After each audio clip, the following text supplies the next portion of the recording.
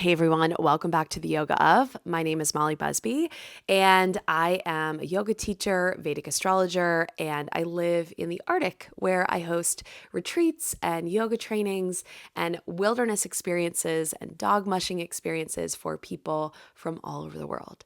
And today on this podcast, I'm going to be breaking down what I hope I can do in a really simple way, this aspect of Vedic astrology that explains why social media is super obsessed with 2016, right? It's 2026 right now.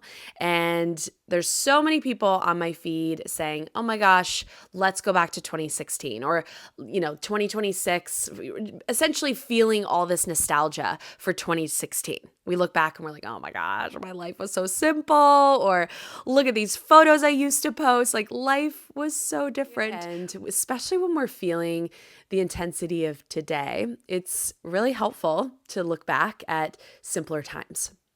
And the way I practice Vedic astrology is not a science of prediction, right? I'm going to predict the future. I'm going to predict my future. I'm going to, what is written in my birth chart is like a death sentence, right? Essentially, we're all dying, right? That's not the way that we look at things.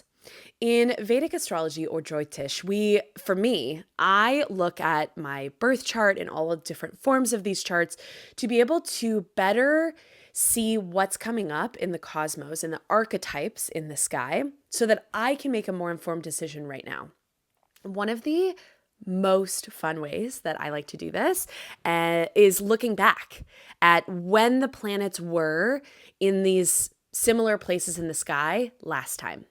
Because we are human beings, and as individual as we think we are, as special as we think we are actually somewhat predictable. That's why archetypes exist. That's why we resonate with things like the tarot deck, right? The tarot is filled with archetypes from these really incredible psychologists like Carl Jung, etc. And we resonate with these archetypes like the mother and the father and the priestess and the king and the queen. We resonate with these because these are aspects of us. So when I'm talking about planets, yes, you could think that I'm talking about celestial bodies, which I am. And where they are in the sky, certainly. But what they represent is not something outside of ourselves. All of those planetary archetypes are just like divisions of ourself. So it's not an external practice to be always looking at the sky like, what's coming? What's going on in the planets? What do I need to worry about? My approach and the approach of many astrologers that I know and follow is what's going on out there? What do we see out there? And how does that reflect our inner landscape? And by examining that and studying ourselves, then we make more conscious decisions in our daily life, in the here and the now. Okay, so that's the gist. I also want to tell you, if you don't know this, I run a monthly membership called the Yoga We Need. You can join anytime. I teach a monthly session live on Zoom, but it's always recorded, where I teach a Himalayan Kriya yoga class. It's the style of yoga that I teach. And then I talk about the month's cosmic timing. I talk about the mood of the full moon and the mood of the new moon and how those two moods combine so that how we can adequately prepare for the month ahead. So it really just gives us a chance to set an intention, to have an idea in our mind. And this plays out in different ways for all sorts of students, myself included. So if you're interested in the Yoga We Need, please go to my website, mollybusby.com. All the information is there. You can click practice with me.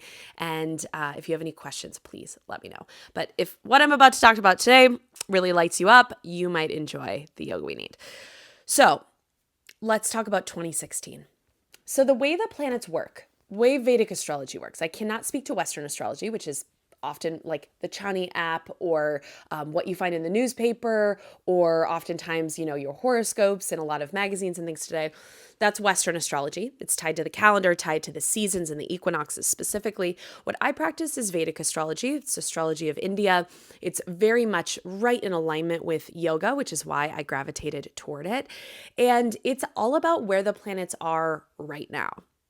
So ever since, say the year 200, when a lot of astrology was astrology was revered, first of all. And for Western astrologers, they actually did something in the year 200 that really changed, that really separated Vedic astrology from Western astrology. And they pinned the the signs, the 360 degrees, Aries, Gemini, Taurus, etc. They pinned the zodiac to the equinoxes. And so that's why you can look up in a chart like, oh, I was born between this day and this day. And that means I am an Aries or I am a Sagittarius, right? Vedic astrology did not do that. Vedic astrology acknowledges that we're actually like the zodiac actually shifts just a tiny little bit every single year. So where, a Gemini birthday was in the year 200 may not be where a Gemini birthday is today, right? Like it's different, it's shifting. So the two zodiacs have been shifting. And basically, if you were a follower of one, you were immersed in that. And then Vedic astrologers really maintained that they wanted to look at the sky. Where are the planets right now? So that's what I practice. Oh my gosh. Those of you who've heard me talk about this, I hope this is now ingrained in your head because it's just not something widely talked about. And it's something that I love because this idea of actually being able to open my night sky app and saying, oh, there's Jupiter and oh, Jupiter is in Gemini. I just love that. It really gives me a grounded perspective in like where I am right now. So in Vedic astrology, we have two planetary energies, which I like to call archetypes, right? Aspects of ourselves. We call them Rahu and Ketu. Rahu and Ketu are known as shadow planets, meaning like they're not actually celestial bodies in the sky. They're points on the ecliptic or the path of the sun. The sun takes a predictable path through the sky, right? And so there's these points, and they're where the eclipses happen. Eclipses are a shadowy time, and I'm not going to get into those today, although we are coming into eclipse season here in February. So looking forward to talking more about that. So these points on the ecliptic, Rahu and Ketu, in our chart, in your birth chart, which is a really individualized thing, really great to work with an actual Vedic astrologer to know what your chart is. These points represent part of our karma, right? What is karma? Karma is something we create with every action that we take, right? The ripple effect that we have when we take an action. We never know kind of how that ripple effect will affect not only ourselves, but other people. And then also the karma that we inherit. So you were born to a certain family, familial unit, right? And based on that, you inherited karma. There are certain resources you were born with or not born with. There are certain ways of thinking that you inherited that maybe you had to unravel, or maybe you got, more fired up about later in life. Karma is not a bad thing. It's basically like the rules of your personal game of life, right? It's, and this is what I love about it is because everybody's different. And we keep reminding ourselves of that. Like my karma is not your karma. And because of that, we look at each other and we're like, oh, that person's a human that seems just like me. We have the same perspective. None of us have the same perspective. And Rahu and Ketu are this like underlying theme. They're not really something we study right off the bat because they're shadowy. They're like underneath the surface of our life. So I'm going to try to tell you about this in the context of why social media is really hyped right now about in 2026, looking back to 2016. Like, if you were like me, a blogger or a fashion blogger or somebody that liked to take photos, and it was the beginnings of a lot of things with social media and posting photos and things like that. I love it. I love looking back and being like, oh my God, life is so simple, right?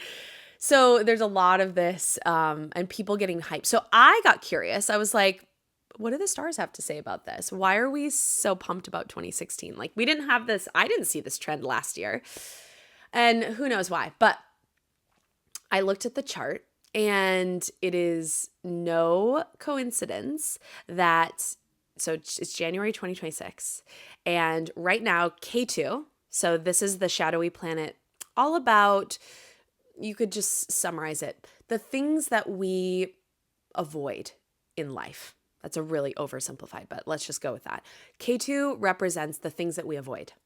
Rahu on the opposite end of the spectrum, and they're always exactly opposite in the zodiac from one another. Rahu is what we are obsessed with. Okay? So because they're opposite in the zodiac, the signs, as it happens, that are opposite of one another are often intertwined. We call it like an axis, right? You can draw a straight line across the zodiac between what we're talking about today, Leo and Aquarius. We're drawing this line, and they're related. They're complementary. And where we as humans find the balance and the beauty, in my opinion, is not on one side or the other. It's the balance between the two, right? We don't need to swing fully into avoidance or fully into obsession. We need to find the balance. And it's the middle of that axis that really allows us to be at peace.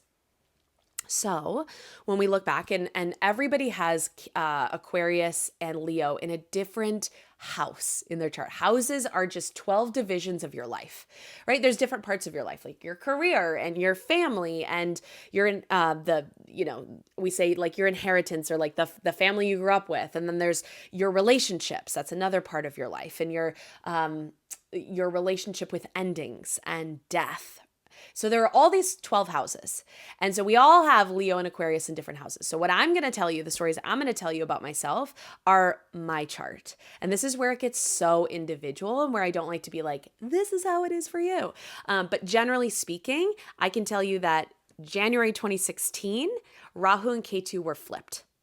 So the way we can say that in simple terms is, what you were obsessed about in 2016 is what you probably avoided in 2026, or are, let's say, currently avoiding, and vice versa.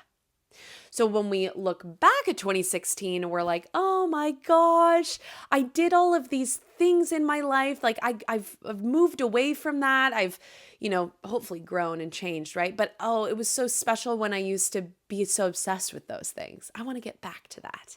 Again, this nostalgia is forcing us to meet in the middle of the Rahu-Ketu axis.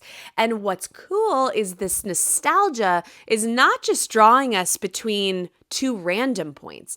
These are the 2 points of Rahu and Ketu, that there are karma. And when we work through our karma, when we work through meeting in the middle of this karmic axis, this is how we step into new ways of being. This is how we elevate our consciousness.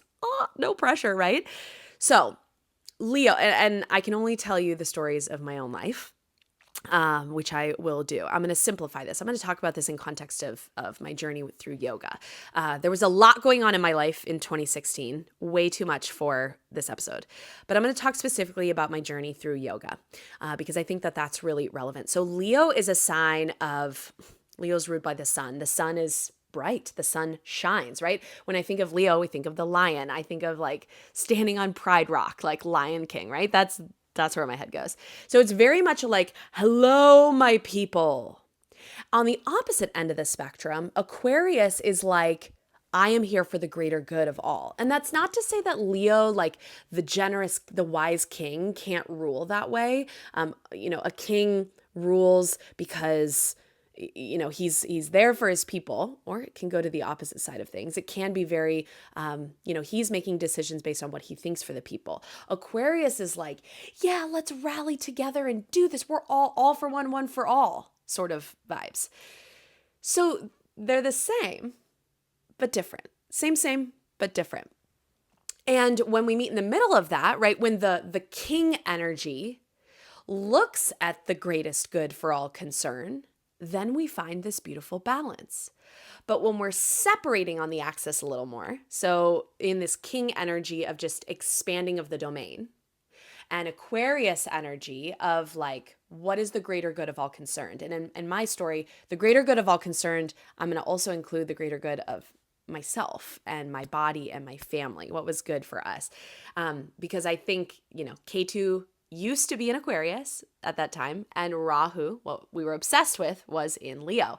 So 2016, I had just opened my first yoga studio in 2015, June, and I had completed 3 shorter yoga teacher trainings. I hadn't yet actually done a 200-hour training, if you don't know that about me. I opened a yoga studio before taking a 200-hour, another story for another time. And I had already started thinking about my second studio. Sean and I were both thinking about it, right? Like he was like, do you think we, should expand to Columbia Falls? And I had opened one in Whitefish, and it seemed like their communities were really, really close. But I was like, yes, I think this is the right path. So 2016, I was about to expand my own life, right? Taking a 200-hour training.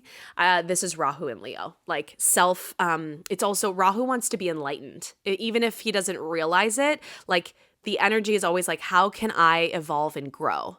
And so the places I was looking were yoga. I was about to take a 200-hour training in 2016. So then expanding yoga studios. As soon as I opened my second studio in May of 2016, I was already thinking about the next one. Very, very Rahu and Leo, like expanding domain.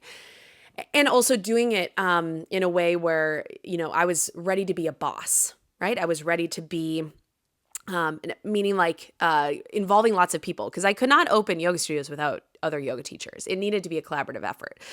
So I was stepping into that role of mentor, of boss, of leader. Okay. So on the opposite side, K2 is maybe what we avoid a little bit more. So Aquarius, especially where Aquarius, and this is particular to my chart, my Leo is in my fifth house. Fifth house is the house of expansion and fertility and creativity.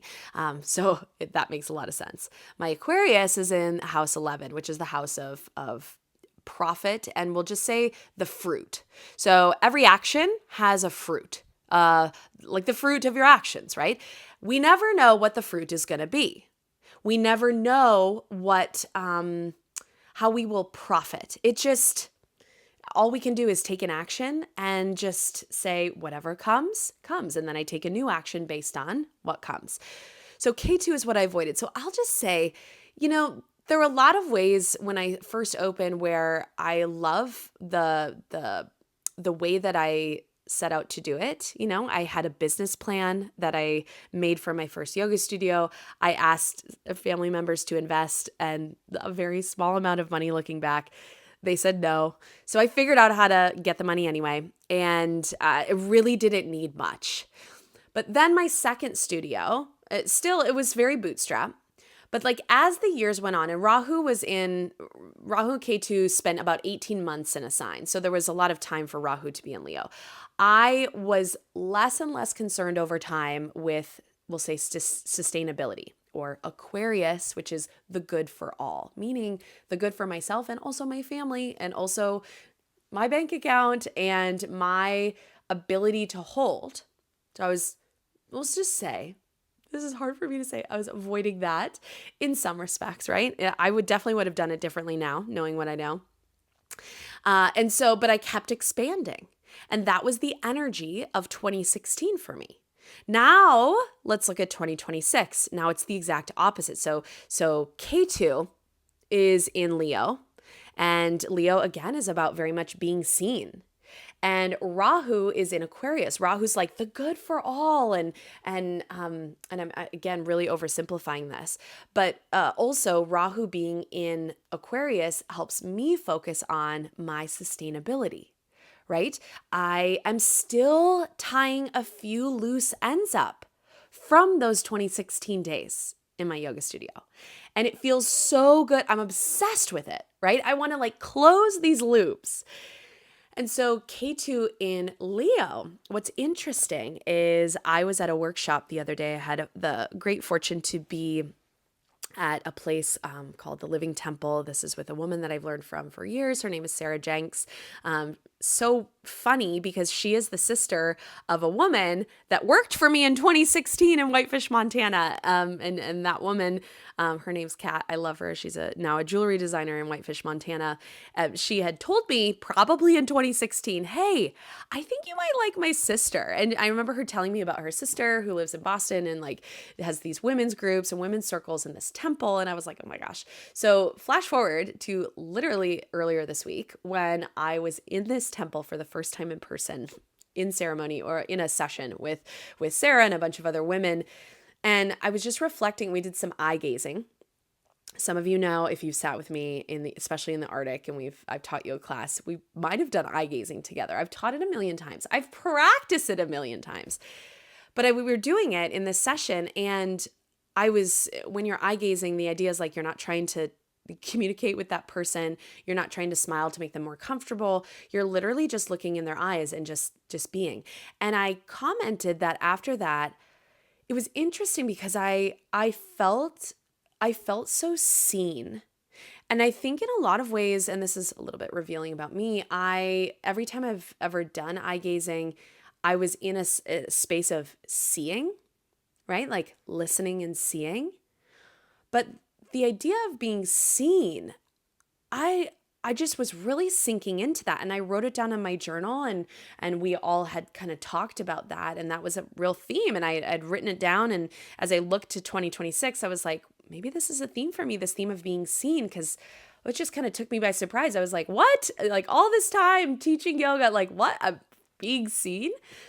And then I thought about it when I was looking at the 2016 trend. K2, avoidance. Leo, very big about being seen. And I have in my chart, my sun is a Leo. So sun and Leo is all about being seen. And so I have been in this phase of right now with K2 and Leo, where if I'm not conscious, my tendency may be to avoid being seen. And I have set myself up this month with a lot. I'm doing what I'm calling the Power of Prana tour. I have like 12 yoga workshops set up around the country as I'm traveling, riding on insulin camps in these incredible locations. And it's a lot. It's a big thing that I did. We'll see. We'll see what I have to say for next year at this time. But it's incredible that I have created this opportunity for myself to really be seen. And so I personally, knowing all of this and kind of studying my chart and studying this, I am stepping into this a sense of allowing, right? Allowing myself to be seen and seeing where that goes for my own personal growth. I think that sometimes it can be scary to be seen, and especially if you're stepping into a role as a yoga teacher or, teaching a new style. Those of you who've learned Himalayan Kriya with me, either in my Himalayan Kriya training or a 200-hour training, it's kind of weird teaching a new style that your studio or your yogis aren't used to, and to try to communicate how deeply it's impacted you. Sometimes you lose people, right? I definitely have had people over the years that are like, if this is going to be all about this breath work and transformation, I'm really here for the fitness.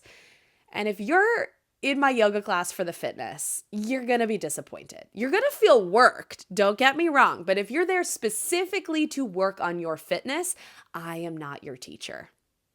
So anyway, I'm going to try to wrap this up. My point is learning even the very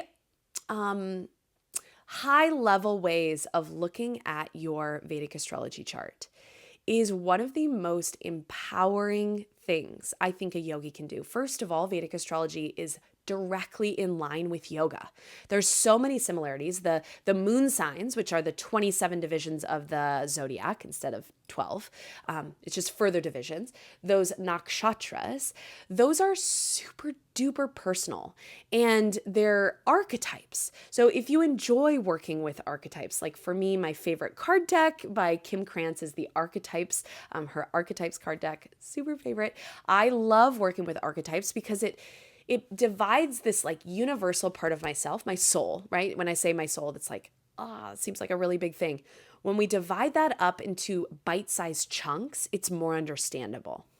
And that's how I feel about the zodiac. Dividing it up into 27 bite-sized chunks allows us to understand it. So with Rahu and Ketu, and then those are just, 2 of the 9 planets within Vedic astrology, those are 2 aspects of us. And like I said, I've really oversimplified them by saying obsession and avoidance. But that's a great way to start learning about them, because I'm telling you, if you're getting into yoga, if you're getting into Vedic astrology, you're doing it for the same reasons that I am, is that you want to grow.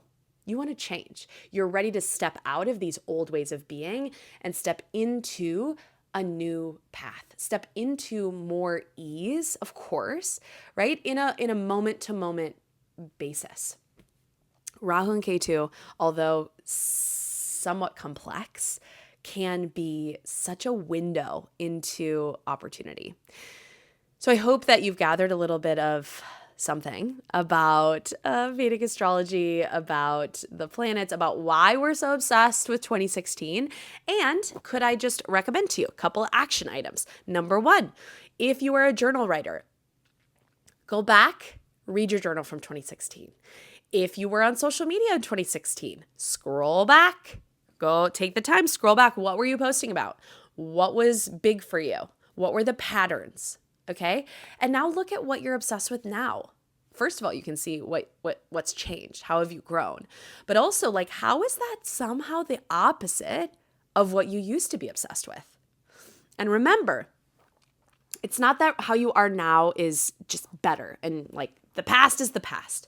We find peace and healing and forgiveness and transformation by reconciling in the middle, meeting in the middle, compromise. And so can you look back at 2016 and say, what do I miss? What have I gotten away from? What part of me got lost? And now you're like, in 2026, what part of me do I need to let go of a little bit so that I can bring back more of this nostalgic part of myself, right? Where can you meet in the middle?